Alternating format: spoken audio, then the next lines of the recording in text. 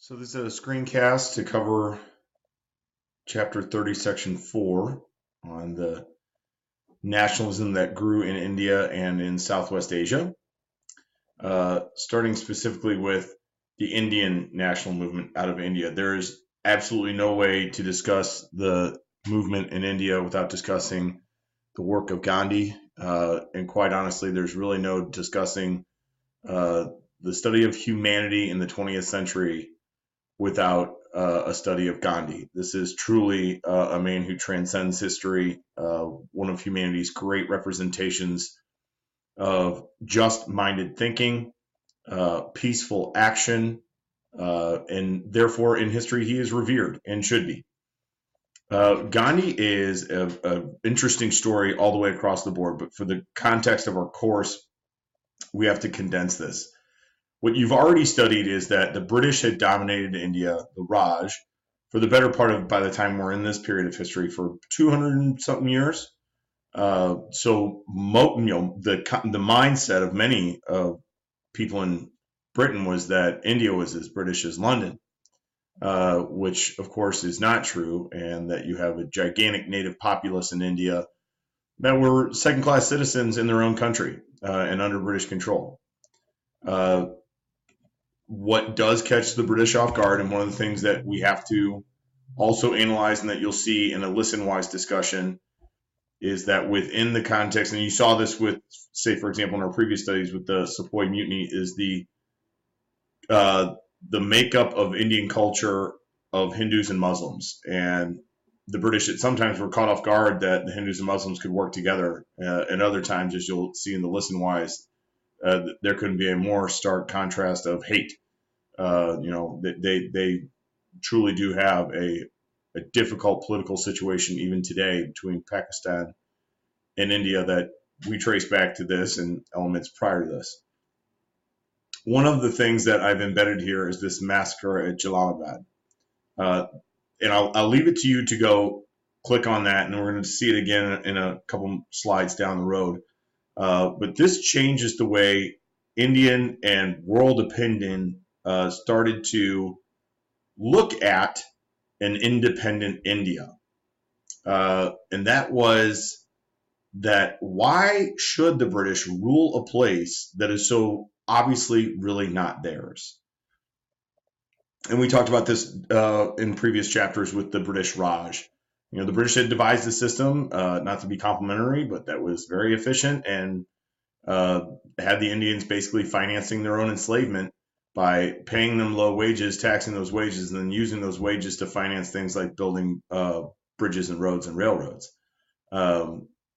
There is a subgroup of Indians that were educated, that had studied in Europe, and they had learned nationalism, socialism, and democracy. And so why does that matter? Because as time moves along, they're going to bring back those ideals and start movements for independence. And this is, I'll call your attention here, we did study this in the chapter on imperialism, that there were political-minded organizations like the Indian National Congress, like the Muslim League. The problem is that is a very small percentage of the population of India, which is huge.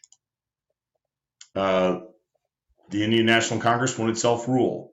At first, it seemed like unswerving or unswavering loyalty. Gradually, they want more control of the government. The problem is, while few British understood Indian policy, there really are like fewer Congress members that really get it either. There's such a large population of illiterate, poor people that those that are working in this Indian National Congress really don't have an idea of what many of the Indian population is going through, because a majority of the Indians were uneducated and not political.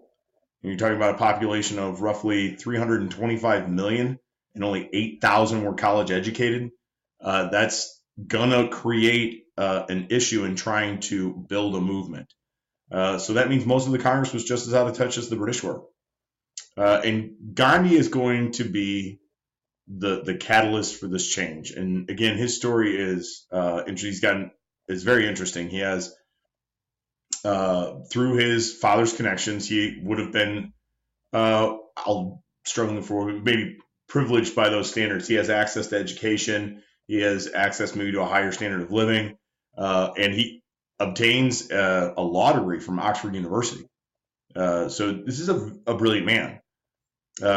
His political story actually starts in South Africa, where he is sent and realizes that what the British are doing in South Africa mirrors what's going on in India, and that the racism that is ingrained in South Africa is the same that the Indians are subject to in their own land. And he decides to make a stand, and he has a philosophy of action that is inclusive, right? This is different because he is Hindu, but he's also going to take tenets of the Christian and Muslim faith as well.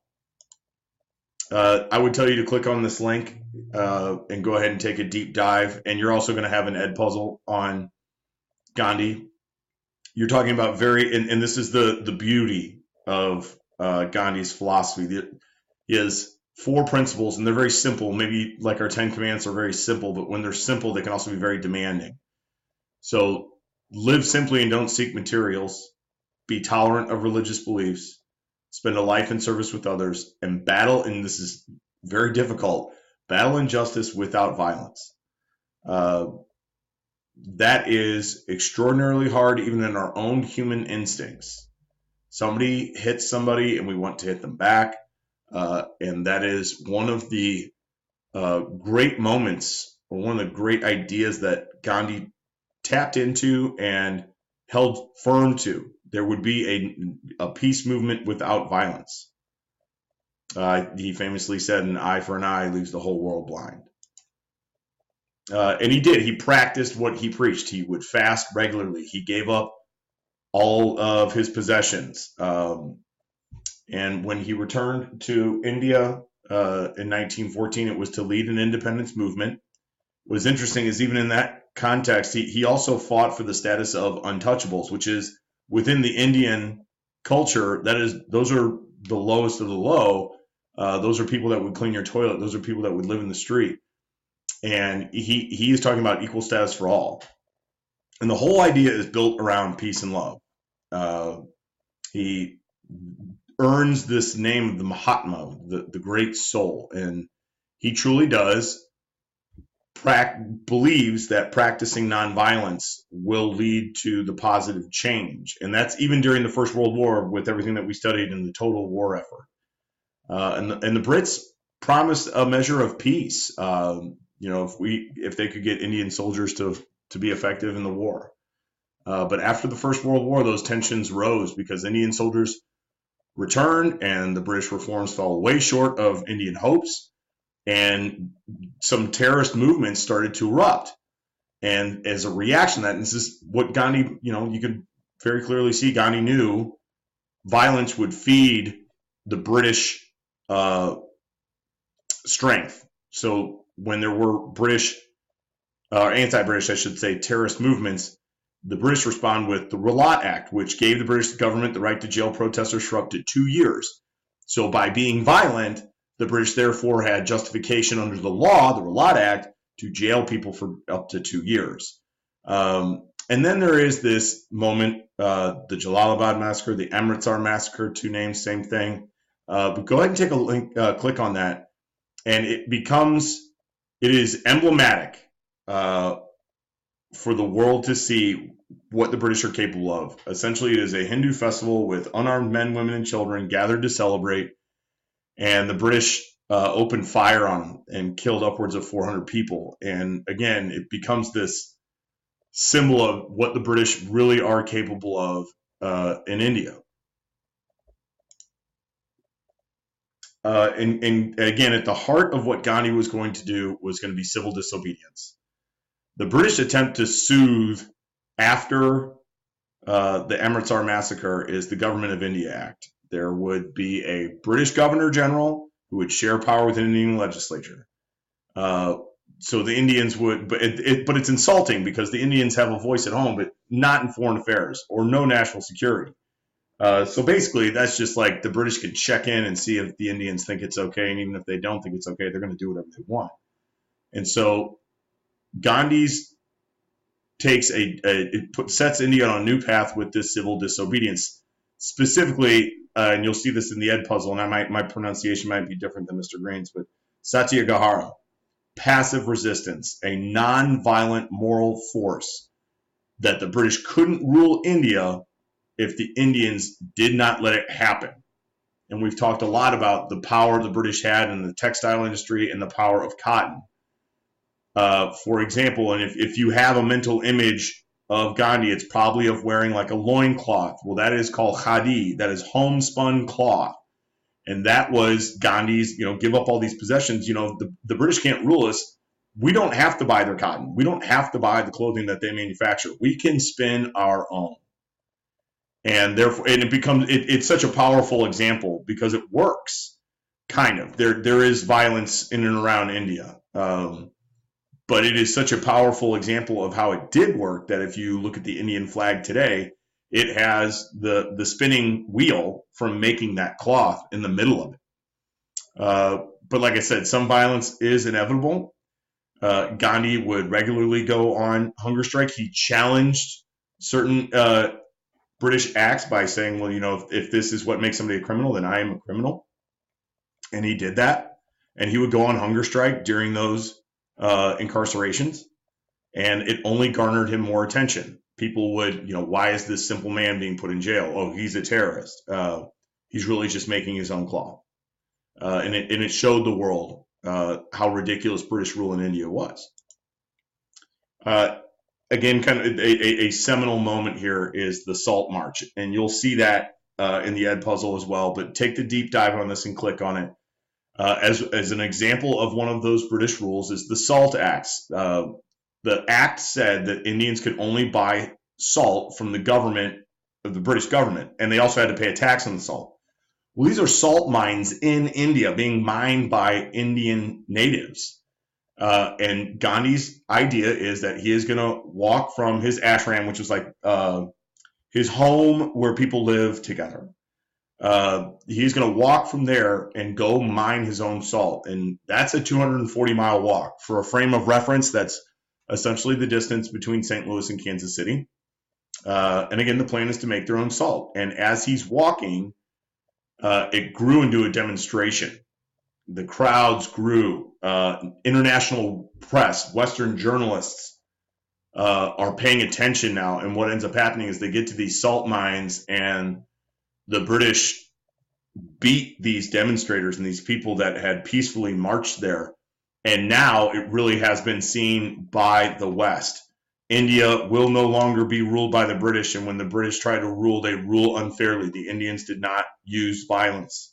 And again, it shows the ridiculous nature of British rule in India. It's brilliant.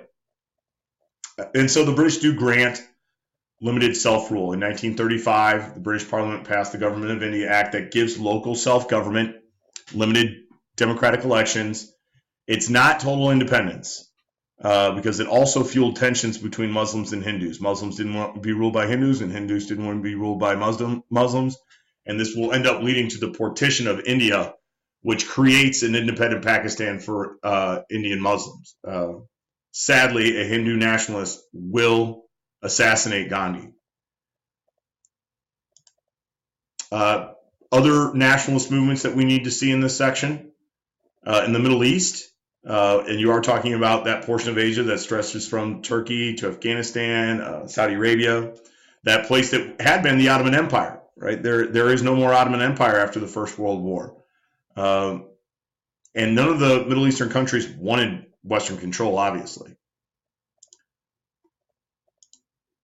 Let's talk about what had happened in Turkey. What was the Ottoman Empire now becomes Turkey. By 1918, all that had remained of the Ottoman Empire was the Turkish peninsula. In fact, the government had gotten so corrupt that Greek soldiers had invaded, and the Sultan was powerless to stop them. And so an overthrow of the Ottoman Sultan was led by a Turkish nationalist. This man you see in this picture, his name is Mustafa Kemal. And they make the first democratic republic in the Middle East.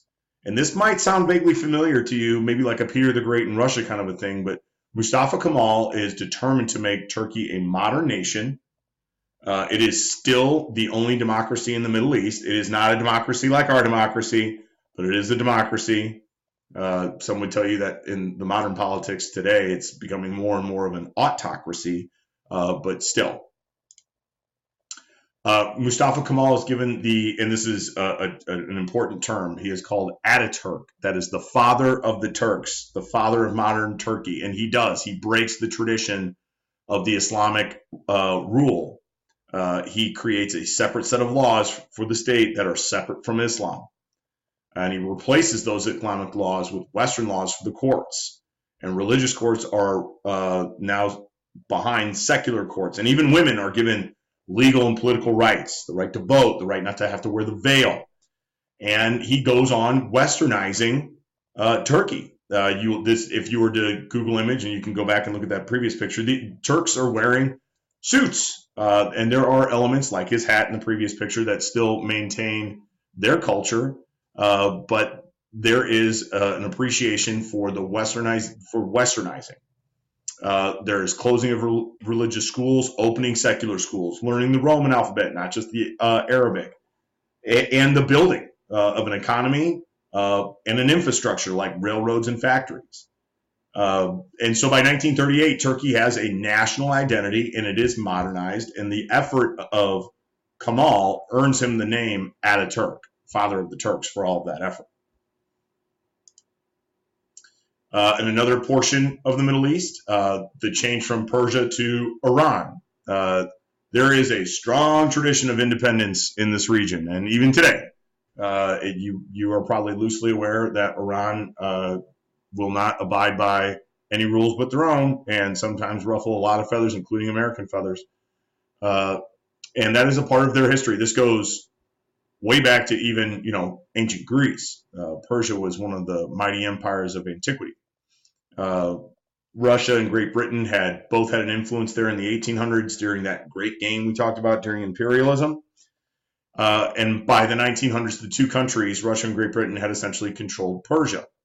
And they had, not allowed, but this man, Reza Khan, had worked his way into control of seizing the government. And when he takes over in 1925, neither the Russians or the British are in a situation to stop it from happening. He takes over control and he takes on the title as Shah. It will be his son that takes power from him, who is the Shah of Iran, when the American embassy was overrun in 1979. So you're only talking about maybe two generations of the Reza Khan family ruling still. Reza Shah also modernized, very much similar to Turkey, but he had also kept all the power to himself.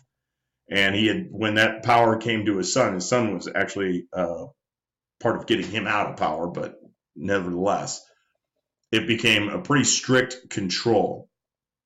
And in 1935, he makes the formal change to change Persia back to the name that the Iranians call it, which is Iran. And the last place we're going to see today is Saudi Arabia, who, not at all like Iran, and certainly nothing like Turkey. There was no modernist movement here. This was a traditional and united place of Bedouin people. Bedouin people are basically desert nomads who lived in family groups, and from those groups they chose the sheikh, their leader.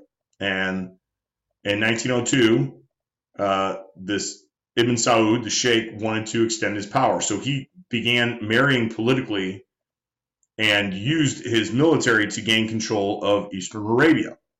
And after the First World War, he began to gather more territory in the West. And Ibn Saud ends up proclaiming that the peninsula, the Arabian Peninsula, now belongs to him. And he names it after himself. So it's Saud, it's Saudi's Arabia, which is why, like, even today, the Saudi royal family rules Saudi Arabia, and it's all Saudi family within the government, because they've all married several times and had several children. And so it's hard to even contextually understand if it's even possible to have a Saudi Arabia if the Saudi royal family isn't ruling it. They're just so ingrained into it. This is also the start of very strict Islamic traditions in Saudi Arabia. This is in Saudi Arabia, you have Mecca and Medina, two of the holiest places in Islam. And they abide by what is called Wahhab Islam, which is the strictest interpretation of Islam. So loyalty is very much based on custom, religion, family tie, and strict adherence to Islam. So there are no unveiled women. There's no alcohol. Penalties are based on the Quran. And up until I don't say this as a joke, but I've done some Islamic studies classes, and I've been told for a long time things like ice trays were not allowed because they were not around at the time of the Prophet. But modern technology was seen as evil. Now, obviously, some of those things have changed, as you can find modern amenities in Saudi Arabia today. However, that Wahhab Islam and the strict interpretation of Islam and that lens by which Islam helps to govern Saudi culture is still very real. I want to remind you all that you have your test next class. So for block 4, that is on Monday, April 3rd, and for 6, 7, and 8 block, that is Tuesday, April 4th. Your Socrative review is ready for you to get going, and your assignments are due on those days as well.